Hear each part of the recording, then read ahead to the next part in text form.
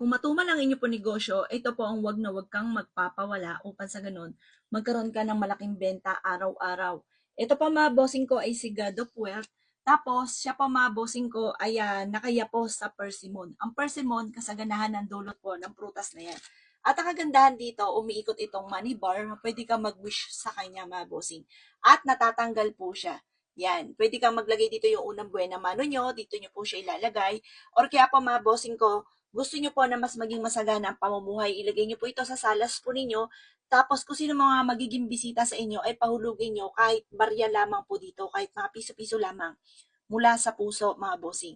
At pagagaanin nito ang daloy ng swerte sa loob ng inyong tahanan lalo na sa pera. Ito pa mga bossing ko ay 650 pesos lamang. Oh, ang ganda-ganda. Ito po ay si God of Wealth mga bossing. Si God of Wealth ay mainam na ine-enter natin sa loob ng ating tahanan or na ating po negosyo at ang dulot nito ay swerte mga bossing para mas maging masagana ang pamumuhay.